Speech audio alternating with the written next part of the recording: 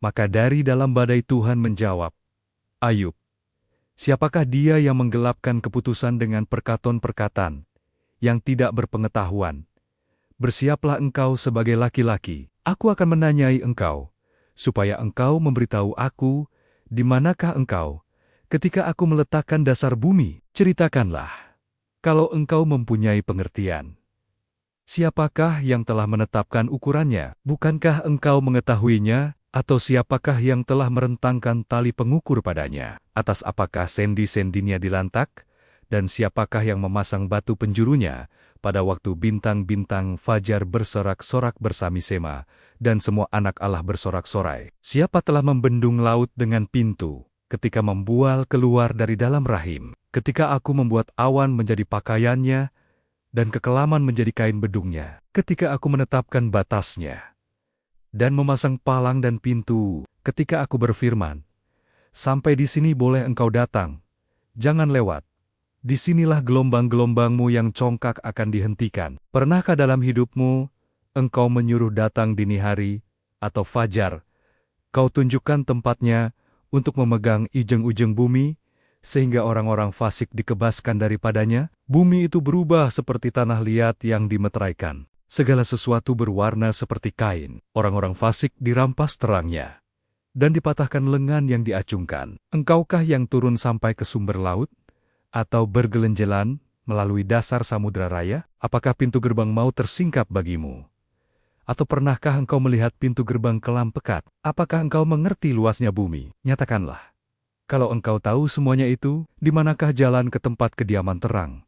Dan di manakah tempat tinggal kegelapan, sehingga engkau dapat mengantarnya ke daerahnya, dan mengetahui jalan-jalan ke rumahnya? Tentu engkau mengenalnya, karena ketika itu engkau telah lahir, dan jumlah hari-harimu telah banyak. Apakah engkau telah masuk sampai ke perbendaharaan salju? Atau melihat perbendaharaan hujan batu, yang kusimpan untuk masa kesesakan, untuk waktu pertempuran dan peperangan? Di manakah jalan ke tempat terang berpencar, ke tempat angin timur bertebar ke atas bumi? Siapakah yang menggali saluran bagi hujan deras, dan jalan bagi kilat guru, untuk memberi hujan ke atas tanah, di mana tidak ada orang, ke atas padang tandus, yang tidak didiami manusia, untuk mengenyangkan gurun dan belantara, dan menumbuhkan pukik-pukik rumput muda? Apakah hujan itu berayah? Atau siapakah yang menyebabkan lahirnya titik air embun? Dari dalam kandungan siapakah keluar air beku, dan embun beku di langit? Siapakah yang melahirkannya? Air membeku seperti batu, dan permukaan samudera raya mengeras. Dapatkah engkau memberkas ikatan bintang Kartika, dan membuka belenggu bintang belantik? Dapatkah engkau menerbitkan mintakul buruj pada waktunya, dan memimpin bintang biduk dengan pengiring-pengiringnya? Apakah engkau mengetahui hukum-hukum bagi langit, atau menetapkan pemerintahannya di atas bumi? Dapatkah engkau menyaringkan suaramu sampai ke awan-awan, sehingga banjir meliputi engkau? Dapatkah engkau melepaskan kilat, sehingga sabang menyubang, sambil berkata kepadamu, ya, siapa menaruh hikmat dalam awen-awen? Atau siapa memberikan pengertian kepada gumpalan mendung? Siapa dapat menghitung awan dengan hikmat? Dan siapa dapat mencurahkan tempean-tempean langit? Ketika debu membeku menjadi logam tuangan, dan gumpalan tanah berlekat-lekatan, dapatkah engkau memburu mangsa untuk singa betina, dan memuaskan selera singa-singa muda, kalau mereka merangkak di dalam sarangnya, mengendap di bawah semak belukar? Siapakah yang menyediakan mangsa bagi burung gagak, apabila anak-anaknya berkauk-kauk kepada Allah, berkeliaran karena tidak ada makanan? Apakah engkau mengetahui waktunya kambing gunung beranak, atau mengga mata-mati rusa waktu sakit beranak? Dapatkah engkau menghitung berapa lamanya sampai genap bulannya, dan mengetahui waktunya beranak? Dengan membungkukkan diri mereka melahirkan anak-anaknya, dan mengeluarkan isi kandungannya. Anak-anaknya menjadi kuat dan besar di padang. Mereka pergi, dan tidak kembali lagi kepada induknya. Siapakah yang mengumbar keledai liar? Atau siapakah yang membuka tali tambatan keledai jalang? Kepadanya telah kuberikan tanah dataran sebagai tempat kediamannya, dan padang masin sebagai tempat tinggalnya. Ia menertawakan keramaian kota, tidak mendengarkan teriak si penggiring. Ia menjelajah goneng-goneng padang rumputnya, dan mencari apa saja yang hijau. Apakah lembu hutan mau takluk kepadamu, atau bermalam dekat palunganmu? Dapatkah engkau memaksa lembu hutan mengikuti alur bajak dengan keluhan?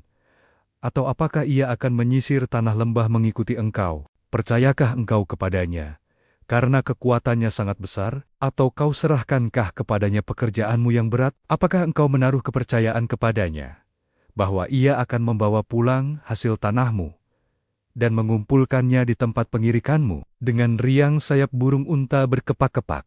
Tetapi, apakah kepak dan bulu itu menaruh kasih sayang? Sebab telurnya ditinggalkannya di tanah, dan dibiarkannya menjadi panas di dalam pasir, tetapi lupa bahwa telur itu dapat terpijak kaki dan kinjak oleh binatang-binatang liar. Ia memperlakukan anak Kenenia dengan keras, seolah-olah bukan anaknya sendiri. Ia tidak peduli kalau jerih payahnya sia-sia, karena Allah tidak memberikannya hikmat dan tidak membagikan pengertian kepadanya. Apabila ia dengan megah mengepakkan sayapnya, maka ia menertawakan kuda dan penunggangnya. Engkaukah yang memberi tenaga kepada kuda? Engkaukah yang mengenakan surai pada tengkuknya? Engkaukah yang membuat dia melompat seperti belalang? Ringkiknya yang dahsyat mengerikan, ia menggaruk tanah lembah dengan gembira. Dengan kekuatan ia maju menghadapi senjata. Kedahsyatan ditertawakannya, ia tidak pernah kecut hati. Dan ia pantang mundur menghadapi pedang. Di atas dia tabung panah gemerencing, tombak dan lembing gemerlapan. Dengan garang dan galak dilulurnya tanah, dan ia miranta-ranta kalau kedengaran bunyi sangkakala. Ia meringkik setiap kali sangkakala ditiup, dan dari jauh sudah diciumnya perang. Gertak para panglima dan pekik. Oleh pengertian muka burung elang terbang, mengembangkan sayapnya menuju ke selatan. Atas perintah muka, Raja Wali terbang membubung, dan membuat sarangnya di tempat yang tinggi. Ia diam dan bersarang di bukit batu, di puncak bukit batu, dan di gunung yang sulit didatangi. Dari sana ia mengintai mencari mangsa. Dari jauh, matanya mengamati. Anak-anaknya menghirup darah, dan di mana ada yang tewas, disitulah dia. Maka jawab Tuhan kepada Ayub, apakah si pengecam hendak berbantah dengan yang maha kuasa? Hendaklah yang mencela Allah menjawab. Maka jawab Ayub kepada Tuhan, sesungguhnya aku ini terlalu hina. Jawab apakah yang dapat kuberikan kepadamu? Mulutku kututup dengan tangan.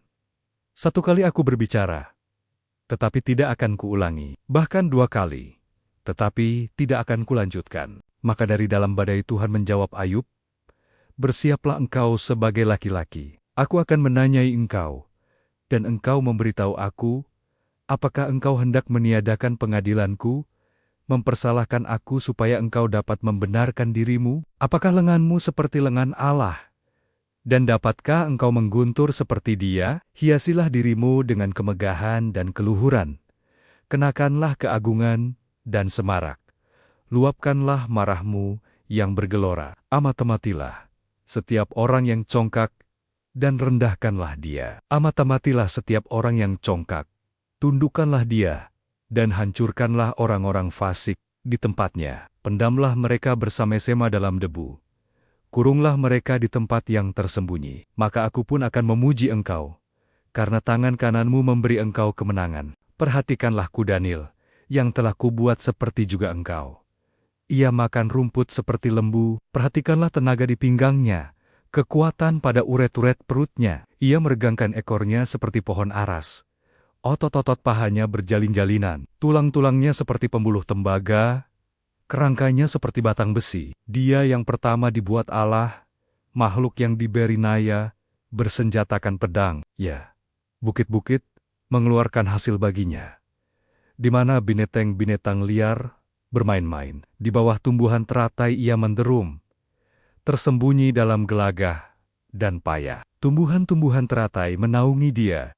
Dengan bayang-bayangnya, pohon-pohon gandarusa mengelilinginya. Sesungguhnya, biarpun sungai sangat kuat arusnya, ia tidak gentar. Ia tetap tenang, biarpun sungai Yordan meluap melanda mulutnya. Dapatkah orang menangkap dia dari muka, mencocok hidungnya dengan keluan? Dapatkah engkau menarik buaya dengan kail, atau mengimpit lidahnya dengan tali? Dapatkah engkau mengenakan tali rotan pada hidungnya, mencocok rahangnya dengan kaitan? Mungkinkah ia mengajukan banyak permohonan belas kasihan kepadamu, atau berbicara dengan lemah lembut kepadamu? Mungkinkah ia mengikat perjanjian dengan engkau, sehingga engkau mengambil dia menjadi hamba untuk selama-lamanya? Dapatkah engkau bermain-main dengan dia seperti dengan burung, dan mengikat dia untuk anak-anakmu perempuan? Mungkinkah kawan-kawan nelayan memperdagangkan dia, atau membagi-bagikan dia di antara pedagang-pedagang? Dapatkah engkau menusuki kulitnya dengan serampang,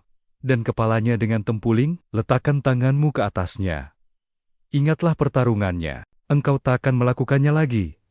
Sesungguhnya, harapanmu hampa. Baru saja melihat dia, orang sudah terbanting. Orang yang nekat pun takkan berani membangkitkan marahnya. Siapakah yang dapat bertahan di hadapan aku? Siapakah yang menghadapi aku, yang kubiarkan tetap selamat? Apa yang ada di seluruh kolong langit adalah kepunyaanku. Aku tidak akan berdiam diri tentang anggota-anggota badannya, tentang keperkasaannya dan perawakannya yang tampan. Siapakah dapat menyingkapkan pakaian luarnya, baju zirahnya yang berlapis dua? Siapakah dapat menembusnya? Siapa dapat membuka pintu moncongnya? Di sekeliling giginya ada kengerian, punggungnya adalah parisai-parisai yang bersusun, terlekat rapat seperti meterai, rapat hubungannya yang satu dengan yang lain, sehingga angin tidak dapat masuk. Yang satu melekat pada yang lain, bertautan, tak terceraikan lagi. Bersinnya menyinarkan cahaya, matanya laksana merkahnya fajar. Dari dalam mulutnya keluar suluh, dan berpancaran bunga api. Dari dalam lubang hidungnya mengepul uap, bagaikan dari dalam belanga yang mendidih dan menggelegak isinya. Nafasnya menyalakan bara, dan nyala api keluar dari dalam mulutnya. Di dalam tengkuknya ada kekuatan. Ketakutan berlompatan di hadapannya, daging gelambirnya berlekatan. Melekat padanya, tidak tergerak. Hatinya keras seperti batu kilangan bawah. Bila ia bangkit, maka semua yang berkuasa menjadi gentar, menjadi bingung karena ketakutan. Bila ia diserang dengan pedang, ia tidak mempan. Demikian juga dengan tombak, seligi, atau lembing. Besi dirasanya seperti jerami, tembaga seperti kayu lapuk. Anak panah tidak dapat menghalau dia. Batu umban Sioliolala berubah padanya menjadi jerami. Gada dianggapnya jerami, dan ia menertawakan desingan lembing. Pada bagian bawahnya ada tembikar yang runcing. Ia membujur di atas lumpur, seperti pengeretan pengirik. Lubuk dibuatnya berbual-buel seperti periuk. Laut dijadikannya tempat memasak campuran rempah-rempah. Ia meninggalkan jejak yang bercahaya, sehingga samudra raya disangka orang rambut putih. Tidak ada taranya di atas bumi. Itulah makhluk yang tidak mengenal takut. Segala yang tinggi takut kepadanya. Ia adalah raja atas segala binatang yang ganas. Maka jawab Ayub kepada Tuhan, "Aku tahu bahwa Engkau sanggup melakukan segala sesuatu, dan tidak ada rencanamu yang gagal." Firman-Mu, siapakah dia yang menyelubungi keputusan tanpa pengetahuan? Itulah sebabnya, tanpa pengertian, aku telah bercerita tentang hal-hal yang sangat ajaib bagiku, dan yang tidak aku ketahui. Firman-Mu, dengarlah, maka akulah yang akan berfirman. Aku akan menanyai Engkau, supaya Engkau memberitahu aku. Hanya dari kata orang saja, aku mendengar tentang Engkau. Tetapi sekarang mataku sendiri memandang Engkau. Oleh sebab itu aku mencabut perkataanku, dan dengan menyesal aku duduk dalam debu dan abu. Setelah Tuhan mengucapkan firman itu kepada Ayub, maka firman Tuhan kepada Elifas, orang Teman, murkaku menyala terhadap engkau dan terhadap kedua sahabatmu, karena kamu tidak berkata benar tentang aku seperti hambaku Ayub. Oleh sebab itu, ambillah 7 ekor lembu jantan dan 7 ekor domba jantan, dan pergilah kepada hambaku Ayub. Lalu persembahkanlah semuanya itu sebagai korban bakaran untuk dirimu. Dan baiklah, hambaku Ayub meminta doa untuk kamu, karena hanya permintaannya lah yang akan kuterima, supaya aku tidak melakukan aniaya terhadap kamu, sebab kamu tidak berkata benar tentang aku, seperti hambaku Ayub. Maka pergilah Elifas, orang Teman, Bildad, orang Suah, dan Zofar, orang Naamah. Lalu mereka melakukan seperti apa yang difirmankan Tuhan kepada mereka. Dan Tuhan menerima permintaan Ayub. Lalu Tuhan memulihkan keadaan Ayub. Setelah ia meminta doa untuk sahabat-sahabatnya, Dan Tuhan memberikan kepada Ayub 2 kali lipat dari segala kepunyaannya dahulu. Kemudian datanglah kepadanya semua saudaranya laki-laki dan perempuan, dan semua kenalannya yang lama, dan makan bersama-sama dengan dia di rumahnya. Mereka menyatakan turut berduka cita dan menghibur dia, oleh karena segala malapetaka yang telah ditimpakan Tuhan kepadanya. Dan mereka masing-masing memberi dia uang 1 kesita dan sebuah cincin emas. Tuhan memberkati Ayub dalam hidupnya, yang selanjutnya lebih daripada dalam hidupnya yang dahulu. Ia mendapat 14.000 ekor kambing domba, dan 6.000 unta, 1.000 pasang lembu, dan 1.000 ekor keledai betina. Ia juga mendapat 7 orang anak laki-laki dan 3 orang anak perempuan. Dan anak perempuan yang pertama diberinya nama Yemima, yang kedua Kesya,